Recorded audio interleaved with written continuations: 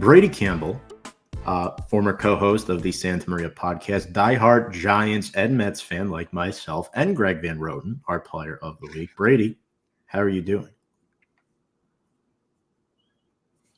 You're muted. Thank you. Sorry. It's all right. We're all 2-7. We're all 2-7. We're all in this together. We are. What I was saying was, as far as the Giants go, it could be better. But yeah, overall I'm doing well. Thank you for having me on again, guys.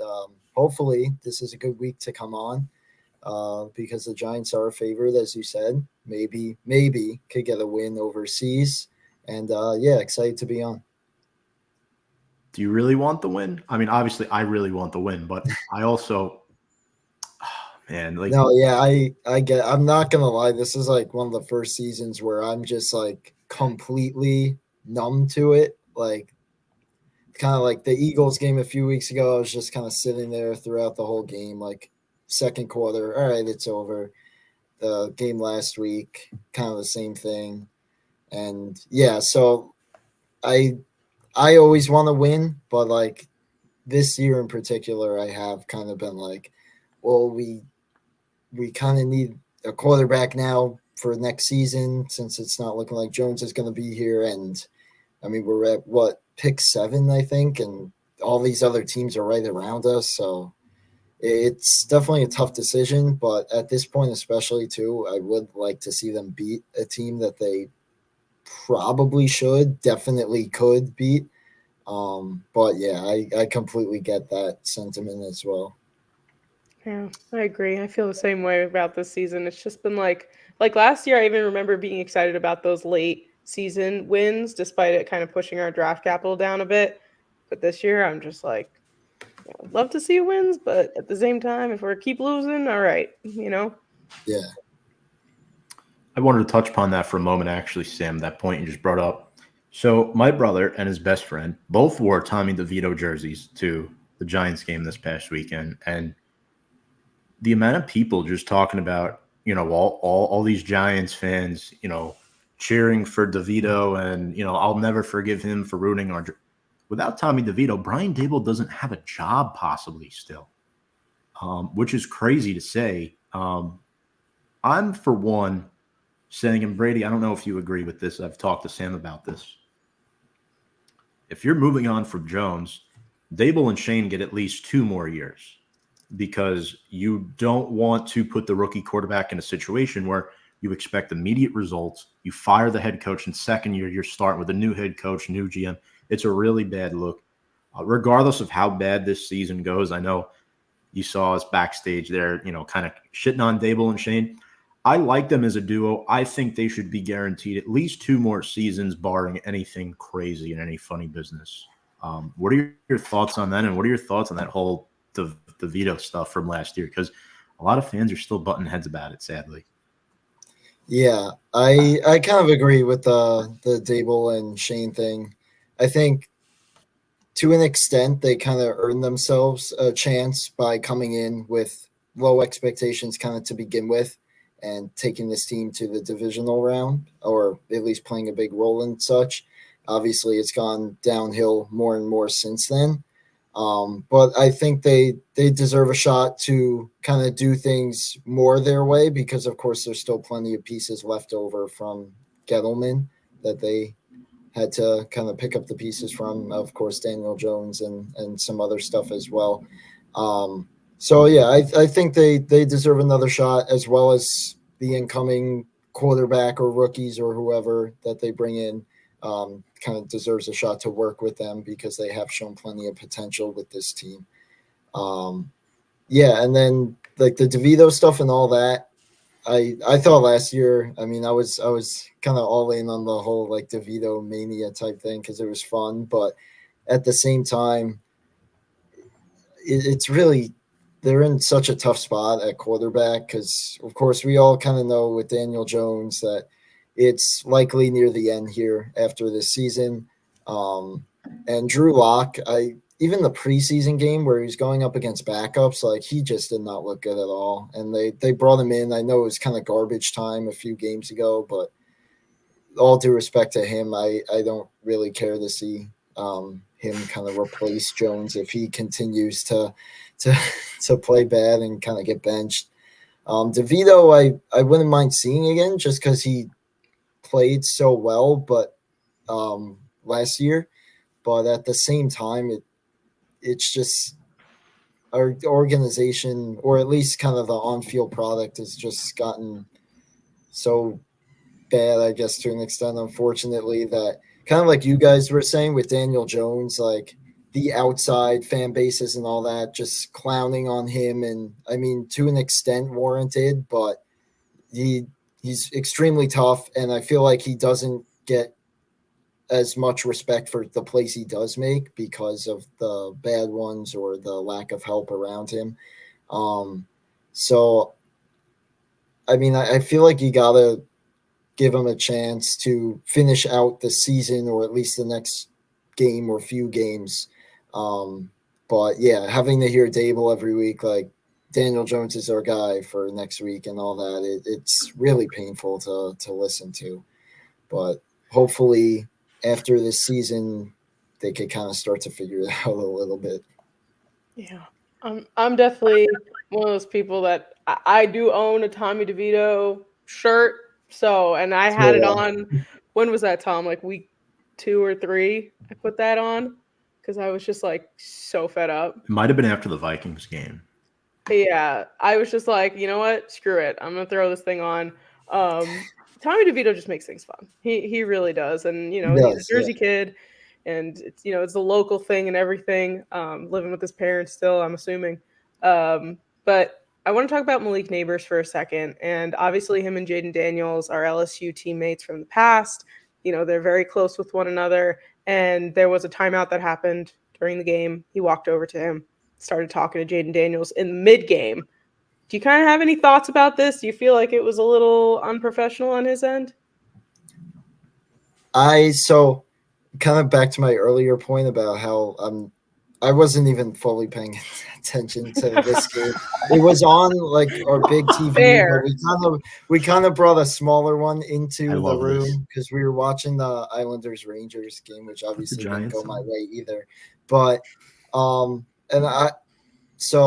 of course hockey's the faster paced sport, so that you have more potential to miss stuff with that. But I remember they came back from commercial and they were kind of talking about that. I didn't really see the whole thing, but I feel like there's plenty of time for that after the game when they, you know, good game, whatever, congrats, like, and even maybe during warmups.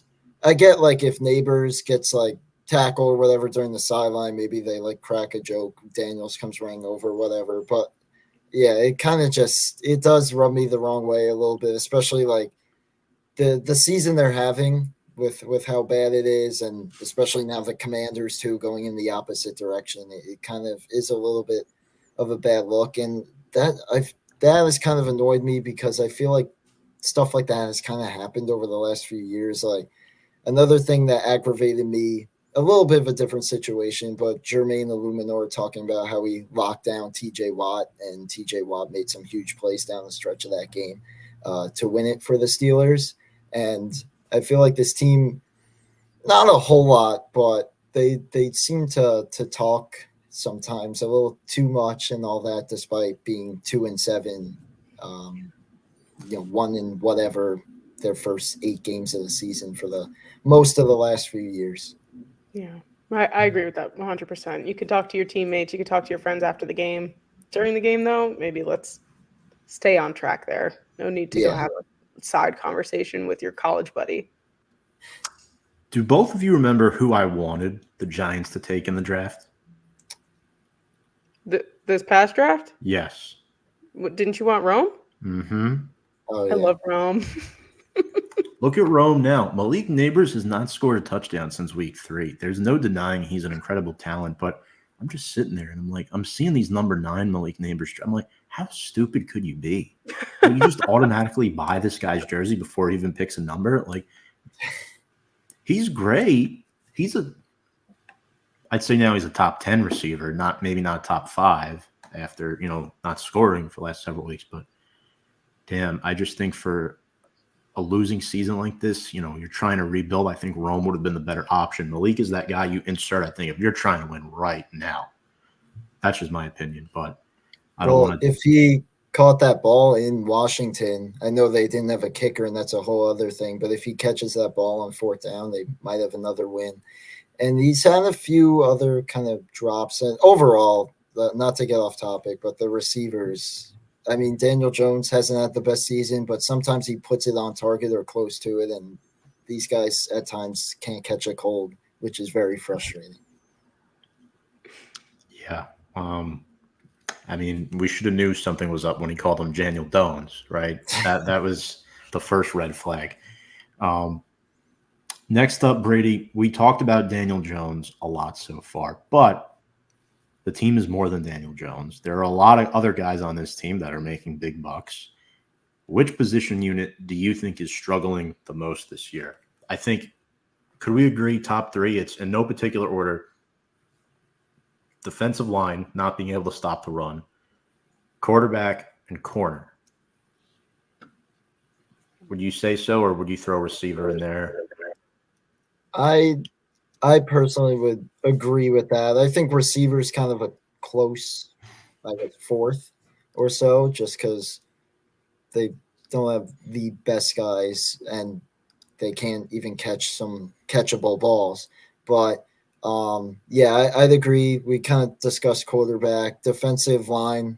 I mean, Dexter Lawrence is still an absolute monster. Raheem Nunez-Roches is like, he's okay, but kind of after that, I'm sick of seeing Dez go out and then DJ Davidson comes in and they break like a 10-plus yard run.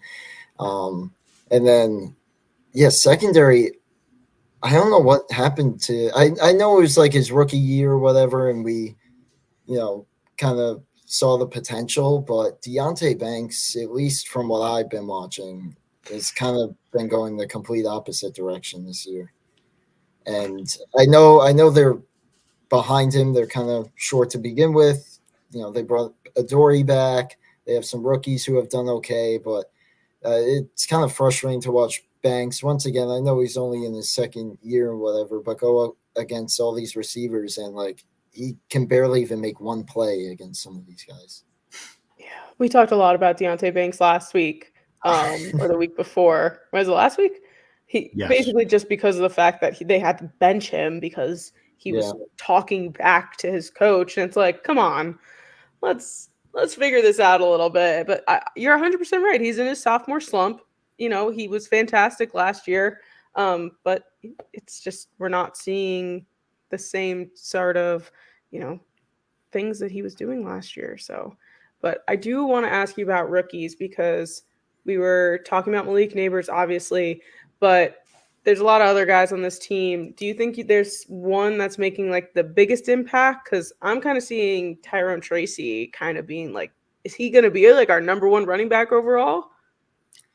Yeah, I feel like it's hard to tell like as far as one specific guy after Neighbors because I think Newman and Phillips overall have been, they showed some decent potential that they can, be starters or close to it in this league and for us, and they've made some nice plays as rookies. I'd probably go with Tracy though, and as someone who I actually have like Devin Singletary, not really as a starter, though I have had injuries on some of my fantasy teams, and it's been disappointing for the most part, but I don't know if I'd automatically declare him like the number one or like the potential soon to be number one, although we'll have to see, I guess, what happens with Singletary because he's obviously dealt with injuries. But, I mean, I like Singletary as a running back, but I think Tyrone Tracy has really stepped up and done a great job. And not to bring up kind of painful memories here, but, of course, Saquon's doing great in Philly. But one issue I have with him, and, of course, he now has an offensive line to help him, but even on some runs where he kind of had a chance to get some yardage, he sometimes tried to do too much, which could stem from the fact that he had to at times because he wasn't getting the blocking. I do like Tracy and Singletary. They seem to, at least more than Saquon did, kind of just put their head down and try to get north a lot more. So I do like that. But yeah, Tracy's been, I guess, as outstanding or close to it as you can be as a Giants running back right now. And I think he's shown a lot of potential. So I'm excited. And overall, I think him and Singletary for this season have been a solid kind of 1-2 punch when healthy, despite the numbers not being, of course, the greatest, but there's a lot that goes into that. But overall, I like the rookie class. Of course, as expected, they haven't been setting the league on fire, but I've seen a lot of potential from a lot of guys, so I'm happy about that. Absolutely. You and Sam were talking about Tay Banks before, real quick, before we get into our keys of the game against Carolina. Tay misses Wink. And did you see what came out today with the Michigan presser? Sam, I know you definitely want to hit on this one. I'll just let you say. I mean, it was, my jaw dropped. Yeah. When I saw it. When you sent me this video, I was like, Wink is a bit messy. He's a little messy. That's okay. For those that haven't seen it, Wink Martindale is obviously on the Michigan staff now, and he came out and he was talking about how happy he is to be in Michigan and all this stuff and blah, blah, blah. And he's like, I'm a lot happier to be here in this situation rather than being 2-7. Obviously, a very blatant blow towards the New York Giants. And we all know how it ended last year with him and Dable. Like, it was like a little bit weird.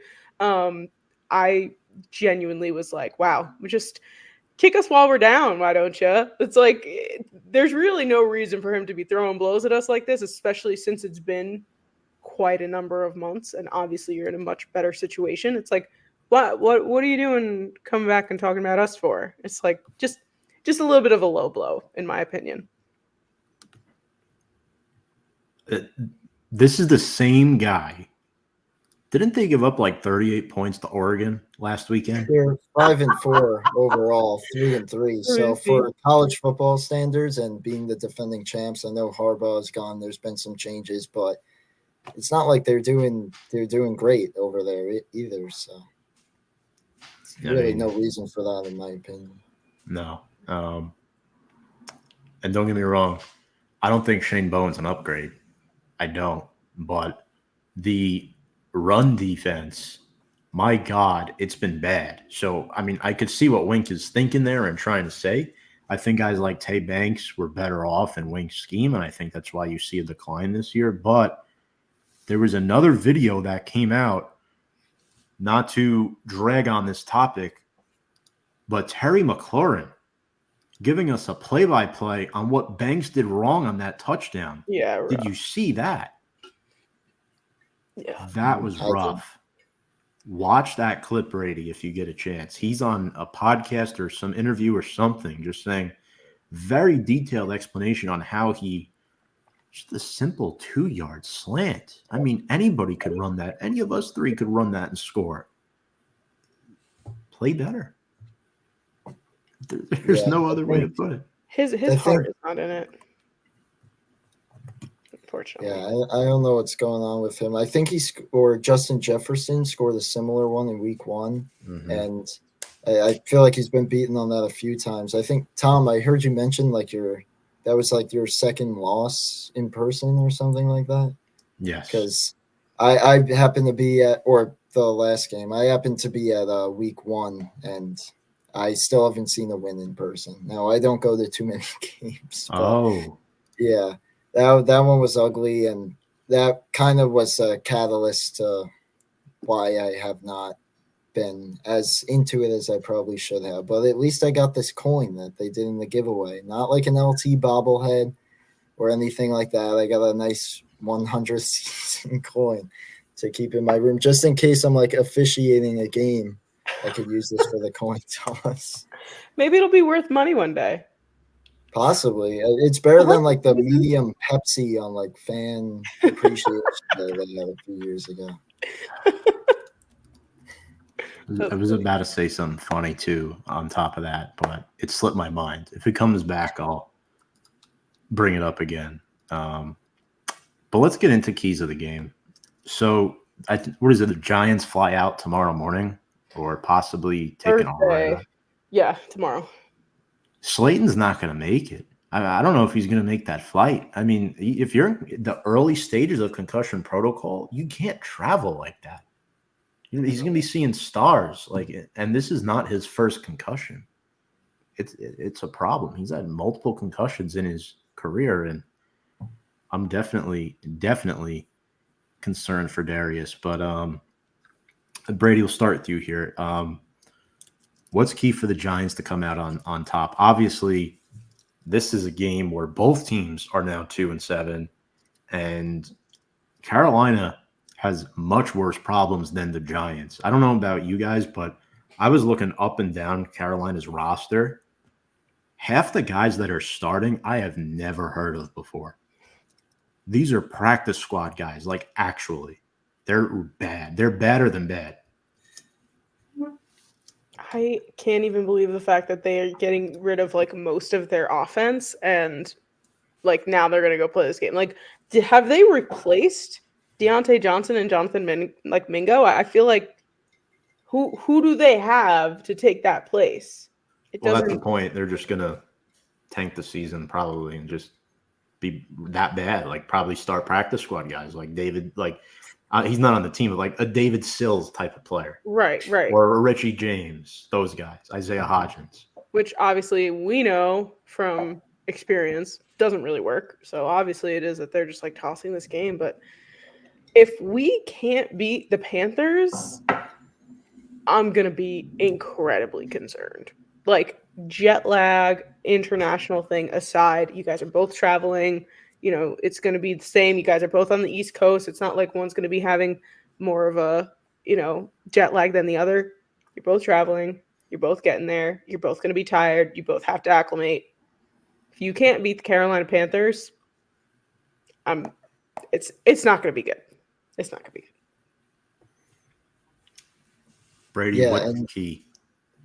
I think it's kind of fairly simple. I'd say the first one's got to be protecting Daniel Jones, which isn't always the easiest thing. But, I think against this Carolina Panthers team, you give him decent protection.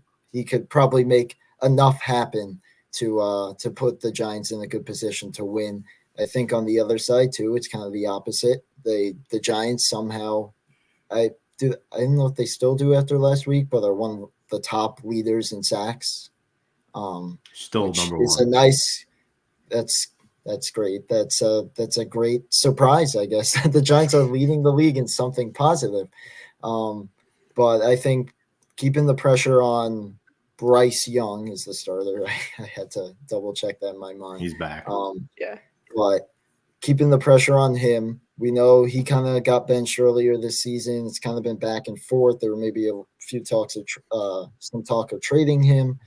I think they keep the pressure on him, kind of give him different looks. I know the defense as a whole isn't the best, but I think that maybe even more so than the offensive one I said might be the key to the game, because the defense the secondary's been lacking a little bit at times, and the run defense hasn't been great, but it's been good enough to keep them in a lot of games. They could have beaten the Bengals. They could have beaten the Cowboys.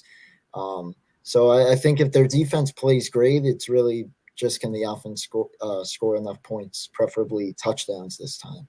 And good news is, though both teams are going to Germany, the Giants are technically the away team. And I know you guys mentioned the lack of home field advantage. They got to be the worst home team in all of sports right now. But I don't think that'll play a role, but that's kind of a positive and a key that I take away at this point in the season. But overall, I think kind of the defense more so, keeping the pressure up on Bryce Young in that offense, and on the other side, giving Daniel Jones enough times to make plays, because usually if he has a decent enough time, he could do some decent things with the football. Sam, what about you? I feel like we say the same stuff every week, but the last couple of weeks, it's been pretty simple, right? You got to get pressure on the quarterback. Mm-hmm. Yeah, that's basically, I think, going to be all of our keys to the game here. We know Bryce Young is a vulnerable quarterback. We need to make sure that he continues to be a vulnerable quarterback. Use their weaknesses to our advantage, even though we're not as strong of a team. We're a stronger team than them. So let's jump on those types of things. And then just kind of hone in on their best players, right? Like Chuba Hubbard's still on this team. And odds are, without the fact that they have no receivers, basically, like they're going to be running the ball. Let's contain the run. Let's contain Chuba. Like that's basically it. And on the offensive side, I would just love for them to just, I think I say this every single week, nickel and dime, nickel and dime, nickel and dime. You'll get down the field and you'll be able to get, we saw Daniel Jones run into the end zone. It's possible. They just have to get there, and they always have a hard time getting there. So I think those are probably, I know I gave two, but those are probably the best keys to the game. I'm going to go a little bit outside the box here. So obviously my main one is going to be contain Chuba Hubbard. It's been a problem all season long, and that's how the Panthers stay in the game. The Giants need to make Bryce Young beat them because they can't. Dexter Lawrence is running at you. Aziz, Brian Burns, even without Kayvon, it's a wrap. If they get pressure on Bryce, it's done. Their only good receivers, their first-round rookie, Xavier Leggett. Other than that, they have nobody. You're talking about Jalen Coker after that. For me, it's get explosive plays. Take shots. I mean, you want to expand your fan base? Now is the time. You're going to Germany. They have a huge following in London. They have a decent following in Germany as well. I mean, the Chiefs went there last year, and they got a real treat with them. Are they going to get a treat with the Giants and the Panthers, two bottom feeders in the NFC? Keep in mind, one of them does have 4 Super Bowls. So, look, I know we've been bad the past 12, 13 years. The Giants are still one of the best franchises in NFL history. I'm biased. I think we're a top 5 franchise. At worst, we're top 10. I mean, through all this downtime, expand your fan base, get some explosive plays, give the fans something to cheer about. They're paying their money to go see Malik Neighbors. They want to see Tyrone Tracy. They want to see Wan'Dale Robinson. They want to see Daniel Jones. I mean, who wouldn't, right? And yeah, get your money's worth, get explosive plays, and don't say anything dumb at the end of the game. Unfortunately, like Brady mentioned earlier in the show, the Giants have been notorious for saying dumb things, but not DJ, of course. He's a saint. But some of these other guys are just not too bright with the New York media. I could see why the Maras like having Daniel Jones around, because he keeps things very cool, calm, collected. But unfortunately, it hasn't resulted in many wins. So players to watch. Sam, we'll start with you here. Who on the Giants end, if anybody, on Carolina? No disrespect. I feel like I need to throw Craig Van Roten in there. But no, in all seriousness, I would just love to see Malik Neighbors get a little bit more involved, because we've seen what he can do. We've obviously, in the beginning of the season, we were utilizing him great. I don't know what is happening in between. I don't know if it's a chemistry thing or what have you, if it's a Daniel Jones thing. But I think Malik Neighbors is definitely someone that needs to get the ball a little bit more and just get utilized in the correct way. And for the Panthers, I'll just go with Bryce Young. There's really not that. It's the thing is that I would probably say like Deontay Johnson, but he's not on the team anymore as of yesterday. So like I just gonna go safe and just say Bryce Young because he's probably the best-ish player on that team, even though he's not that great. Brady, what about you?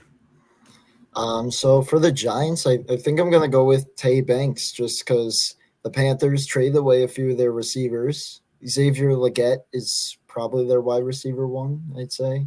Mm-hmm. And he's not one of the greatest receivers, no disrespect to him, but I think this could be almost a get-right game for Deontay Banks, if you will. At this point, he's got to be Bryce Young's favorite target, Leggett. So I think this is going to be huge. Like you said, you can't let Bryce Young beat you. And I think especially for Deontay Banks to get his confidence back and not allow Bryce Young to somehow cook Banks and keep this game either close or win it for the Panthers solely off of that. So I think there's a few players for the Giants, but that for me might be number one just because of how bad he's been his sophomore year. For the Panthers, I really, after those trades, I think I only know like 3 players on that team right now. I got to look at their roster, but I think I'll go with Chuba Hubbard just because of the run game, as you guys were saying too. The Giants haven't had the best run defense, especially the last few weeks. So I think it's going to be big to contain Chuba Hubbard for them, and for Chuba Hubbard, I don't want to say carry, but like to an extent, kind of he's going to have to carry the load, I guess, for the Panthers offense to kind of help them put some points on the board and I suppose keep this game close or give them a chance in this one. Sorry, someone's playing the saxophone down the block. Maybe it's the motorcycle guy. Yeah, that comes by once every show, Brady. Every time Sam and I do a show, the motorcycle's going by. Motorcycle. But I haven't heard it yet, so maybe he's playing his saxophone. They're out there. I hear them, but we also live by LaGuardia Airport, so there's a lot of that.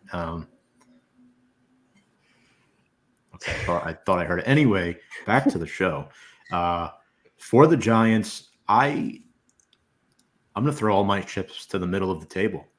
You want to give somebody to cheer about? Hot take, Darius Slayton does not make the trip to Germany. If he does, he does not play. Jalen Hyatt scores his first NFL touchdown.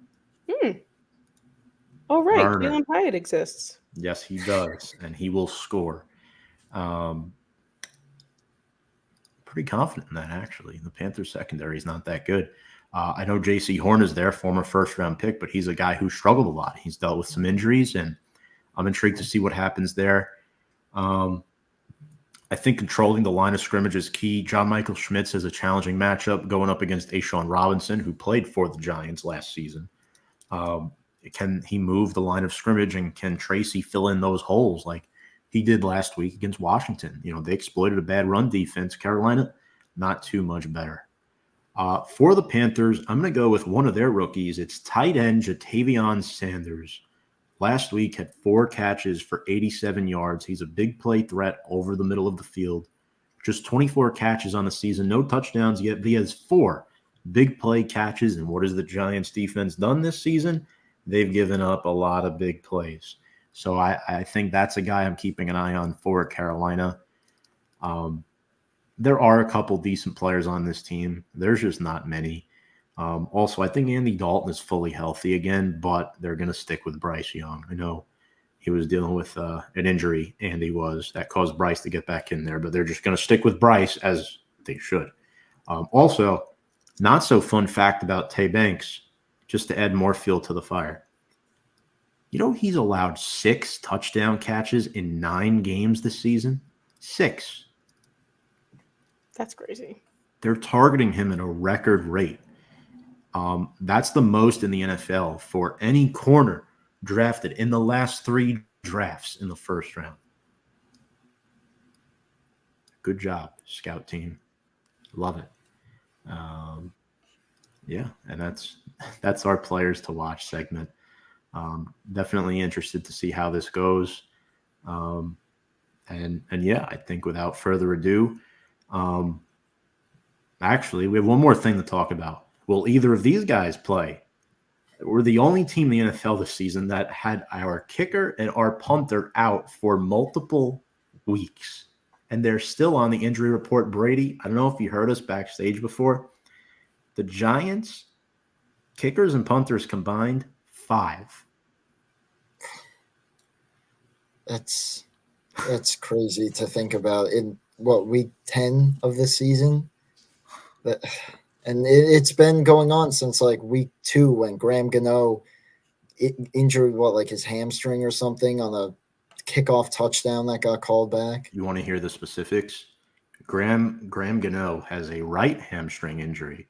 Jamie Gillen, a left hamstring injury. If you put them together, they'll make one healthy hamstring, and one of them can kick. Each on their kicking legs, too. That's the worst part. They'll just swap hamstrings. You can't make this up. I mean, we shouldn't be sitting here laughing, but we are because You have it's to laugh through the gotten that. pain. It's gotta laugh through the pain, Tom. Something new every year. It always is something. You got to entertain as well, you know. But yeah, that's a little crazy there. Injuries today. Slayton's in the protocol. Greg Van Roten sat with a shoulder. Adam Thielen is a hamstring injury. I don't know if he's going to make it. That's a tricky one. And then I forgot about this guy, the guy that was picked one pick before Evan Neal, Ike Ekwonu, who has almost been equally as bad since getting to the NFL. I haven't heard anything about Ike Ekwonu. Yeah. Probably since draft night. I don't think I even have said that name for 2 years. Yeah, I'd probably rather have him than Evan Neal at this point, and because at this point I was hearing if they were to trade Evan Neal, the return would be a 6th, maybe 7th round pick for him. And hold on, this wasn't a full-blown miss. Everybody, including all the national media experts, were saying this was a home run pick. This is on Evan Neal. This is not on the Giants. It was Evan Neal busting and not performing. You can't really blame this on Joe Shane that much, can you? It's more on Neal than anybody else. And that's why we're sitting here 2-7 again. Yeah. And Evan Neal was one of the things I remember him for was I think it was after the week 1 blowout against Dallas last year when he was talking about the fans and all that, and just another example of that. You want to remind the fans watching what he said? I don't remember exactly, but it was something about calling them like hamburger flippers and something like that. Like he doesn't concern himself with what they say, and he hasn't played too much since. Yeah, he's played like a burger, to be honest with you. Brady, let's pick this game. Giants and Panthers in Germany. This should definitely be a fun one, mainly due to the international setting. Hopefully these two teams bring their A game, especially Big Blue. Who do you have winning, and what is your final score? Yeah, so I want to say the Giants. There is a part of me that can't trust this team, but so I guess obviously it's a little biased, but I think the Giants do come out on top, 3-7. And I think their offense, puts up a few touchdowns, maybe 2 to 3. Motorcycle. I'm gonna say final score 21-15 Giants. I think the Panthers they hang in there just because both of these teams just love to make things interesting and try their best to kind of blow it back and forth seemingly. But I think the Giants, pull away and get a few big stops towards the end, 21-15. Brady, you literally took my score was going to be 21-16. That was yep. So we're very, very close. So I'll stick by mine just because it's 1 point off. I think, again, like I said earlier, if the Giants don't win this game, we're in trouble. So I'm going to say that the Giants are going to win this game. I don't know if that's just the delusions talking or what have you, but I'm going to say 21-16, New York Giants, get it done. I'm going to go Giants 17, Panthers 9. I think the Panthers failed to score a touchdown. Unfamiliar field. Neither of these teams have played here. I think it's going to be a highly defensive-minded game. Similar vibe to the Giants-Packers in London a couple years ago. I think we see shades of 2022 in this game. I do. And, that's my prediction. Giants 17, Panthers 9. Now, I want to ask you both, and I feel like this has to be asked. Now, there's an airplane. If the Giants somehow lose this game, heading into the bye, right? So week 11's a bye. We wouldn't come back until week 12.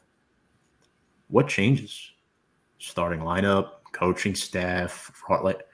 If they lose this game, do you think anything happens at all, like personnel-wise?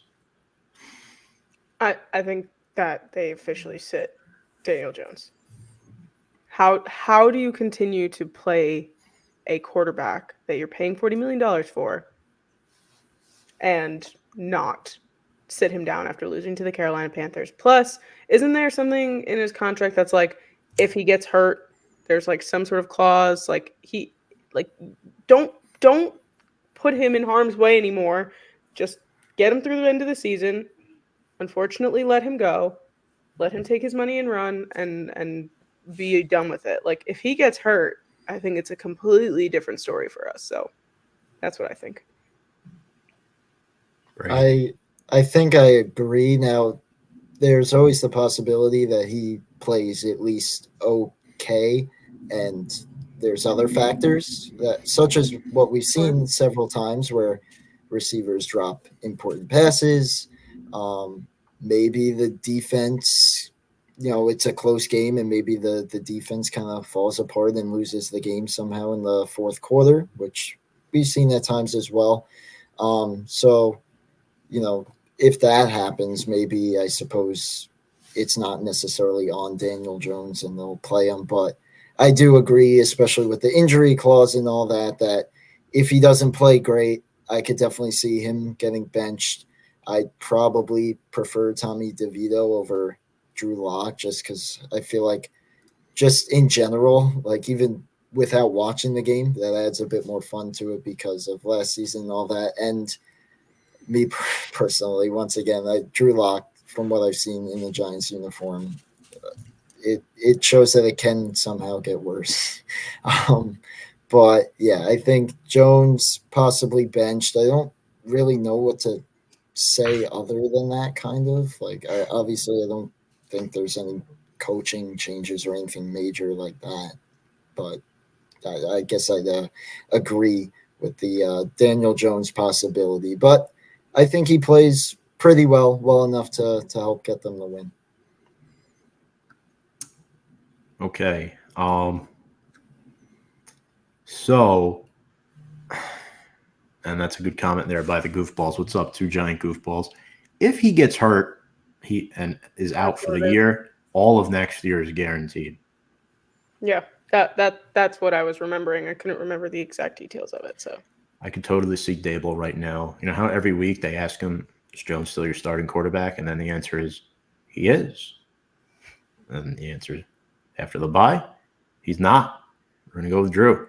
And that's going to be to the displeasure of many Giants fans. But I'm telling you, Drew is probably going to get hurt at some point. Giants luck. And then DeVito comes in there, and we finish 5-12, 6-11, and too far out of range to get what we want the next year. And we do this thing all over again because things do happen in threes. Sure. I'm going to go a little different here.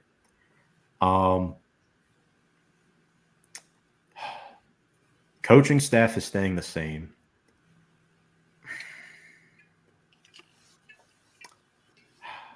I feel like that's the only option. Like, that's the default option, right? That's the easiest thing to do. The only other thing if the Giants give up like 30 points, Shane Bowen's gone. He's gone, in my opinion, at least, because you brought this guy in here to be a run-stopping specialist. He's been everything but that. The Giants have the worst run defense of the National Football League. The worst. It's a problem.